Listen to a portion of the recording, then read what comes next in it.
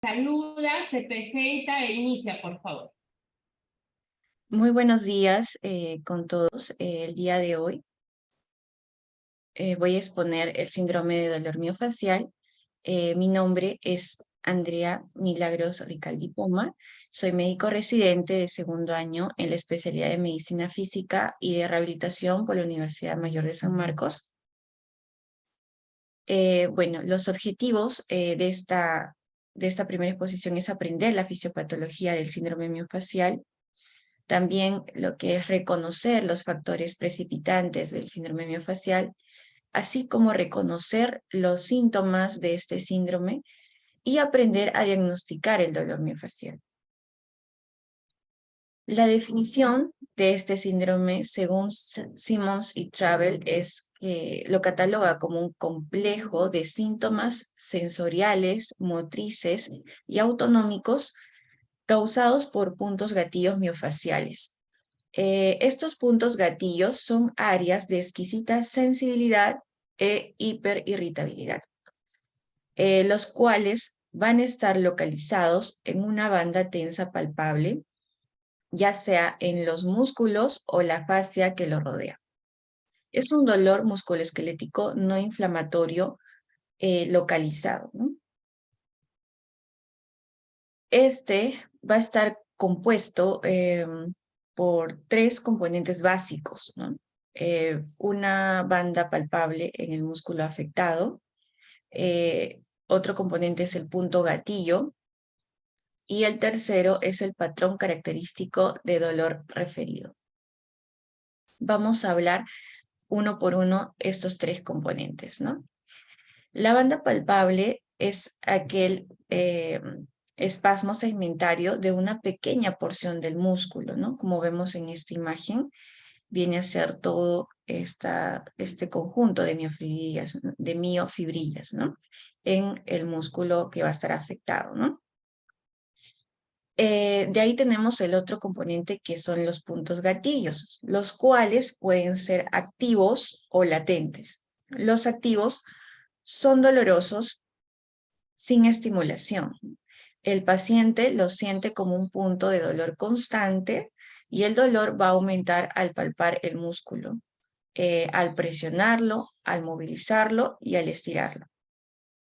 En el caso de los puntos gatillos latentes o satélites, se van a desarrollar dentro de la zona de referencia del punto gatillo activo original, ¿no? No ocasionan dolor durante las actividades normales, solo son dolorosos a la palpación. Y por último, el tercer componente es el patrón de dolor referido. Este es específico y propio para cada músculo. Proviene a distancia de origen del punto gatillo y va a simular la irradiación de un dolor producido por compresión nerviosa, como si fuera un trastorno pseudoradicular, ¿no? Pero no va a causar dolor en la distribución clásica de una raíz nerviosa y no va a exhibir déficits motores o sensitivos asociados como sí los hay cuando hay una compresión nerviosa, ¿no? Dentro de la epidemiología de este síndrome es más frecuente en pacientes mujeres que en varones. Se va a manifestar más entre los 30 y 50 años de edad y el 85% de los pacientes con dolor crónico van a tener síndrome miofacial, ya sea en forma aislada o concomitante al factor precipitante, ¿no? Bueno, los músculos más frecuentemente comprometidos van a ser el trapecio, el cuadrado lumbar, los glúteos y el músculo piriforme, ¿no? Dentro de los factores precipitantes de este síndrome miofacial, vamos a tener que van a ser causadas por lesiones musculares, ya sea por contracturas bruscas o estiramientos excesivos. Otros factores son los eventos traumáticos, que puede ser a raíz de una caída o un golpe. Dentro también tenemos otros factores ergonómicos que van a ser dados por posturas anormales que va a adoptar estos pacientes, ya sea por sus trabajos o, por ejemplo, ¿no? En los pacientes que trabajan sentados mucho tiempo, ¿no? Tienden a contraer los músculos de la espalda y como los taxistas, las secretarias, entre otros, ¿no? Entonces, estos factores ergonómicos van a ser también otro tipo de factor precipitante. También tenemos los factores estructurales, como por ejemplo enfermedades como osteoartritis o ya la propia escoliosis, ¿no? Que puede presentarse en algunos pacientes. También tenemos factores sistémicos que van a producir este síndrome, como lo es el hipotiroidismo, la deficiencia de vitamina D, vitamina B1, vitamina B12, vitamina C y ácido fólico. También lo que son deficiencias de calcio, potasio, hierro y magnesio. Y por último, hay otros factores que van a estar relacionados y precipitar este síndrome. Tenemos lo que es la disfunción temporomandibular, el insomnio, los antecedentes de cáncer y bueno, también el tratamiento que va a conllevar, ¿no? El cáncer. Bueno, dentro de la fisiopatología de este síndrome, se dice que lo primero que va a ocurrir es la lesión muscular, ¿no? Que va a estar dada por estos factores precipitantes que hemos visto anteriormente. Esto va a producir un daño, ¿no? Todos estos factores precipitantes que vemos aquí en la imagen, ¿no? Van a producir un daño a nivel de la fibra muscular, ¿no? Y van a generar un daño tisular, lo que va a generar que se libere sustancias neurovasoactivas, ¿no? Estas van a sensibilizar rápidamente los nociceptores locales.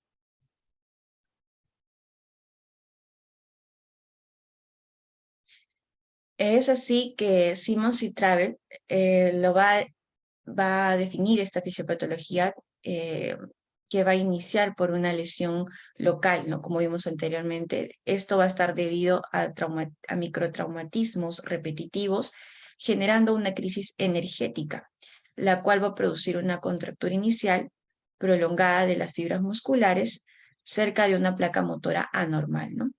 Esto va a generar una liberación excesiva de acetilcolina y una contractura sostenida del sarcómera, conduciendo a un aumento de las demandas metabólicas y capilares comprimidos, ¿no? Lo cual va a perjudicar la circulación.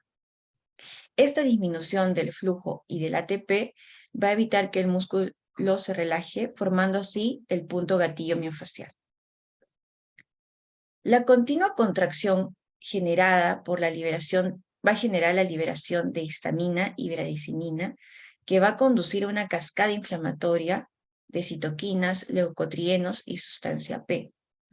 La liberación de sustancia P en el asta dorsal va a conducir a cambios en el sistema nervioso central, lo que se le conoce una sensibilización central, generando un aumento de la excitabilidad. En esta imagen podemos ver cómo estos estímulos, ¿no? Va a generar a nivel del terminal del nervio motor la liberación excesiva de acetilcolina, ¿no? Esta liberación excesiva va a generar una despolarización de retículo sarcoplásmico, haciendo que se libere el calcio intracelular, ¿no?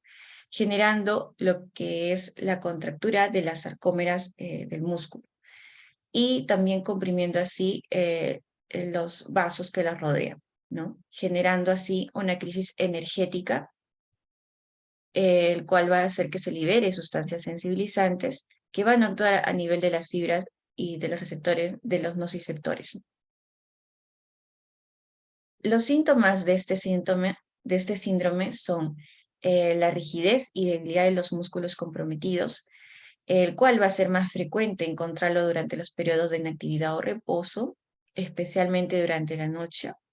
Y otro síntoma importante es la fatiga por sobreuso muscular, ¿no? Tenemos así las características del dolor miofascial, los cuales van a estar dados en 4 fases. La fase 1 es el dolor agudo intermitente, en el cual el punto gatillo al activarse va a reproducir un dolor con patrón de referencia típico al realizar una actividad física de manera intensa. En la fase 2 tenemos que el dolor va a ser constante, tanto en actividad como en reposo, y el paciente no va a lograr identificar los factores que lo agravan. En la fase 3 se va a dar el dolor al movimiento y bueno, al realizar movimientos específicos, el paciente identifica los factores que van a agravar sus síntomas, ¿no? Y por último, la fase 4, en la cual no va a presentarse el dolor, solo va a existir puntos gatillos latentes y se va a manifestar solo la restricción funcional cuando éste está cerca de prominencias óseas. Para el diagnóstico, bueno, no existe en el momento un test que sea el patrón de oro para el diagnóstico de este síndrome, ¿no? Sin embargo, un minucioso examen físico y una exhaustiva historia clínica son los elementos básicos para llegar a este diagnóstico. A veces se puede utilizar algunos elementos de ayuda diagnóstica para poder establecer su presencia, por ejemplo, los algómetros de presión, como vemos en esta imagen. Se palpa el músculo afectado para poder localizar el punto gatillo, ¿no? Sin embargo, como les mencioné, el examen físico es el cual nos va a dar la mejor localización del músculo afectado y para poder encontrar así la banda tensa a la cual vamos a tratar, ¿no?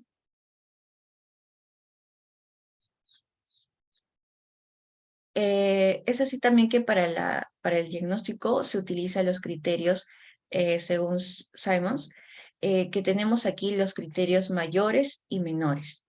Dentro de los criterios mayores tenemos la presencia de un dolor espontáneo localizado, también tenemos la referencia del dolor, lo que es la presencia de la banda palpable en el músculo afectado, la presencia de un dolor exquisito en la banda tensa y por último la limitación funcional.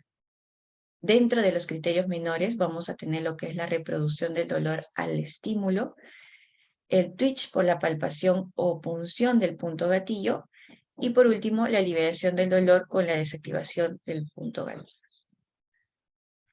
Como comentario final, es importante saber que el síndrome miofascial es un cuadro de dolor regional de origen muscular que va a estar localizado en un músculo o grupo muscular.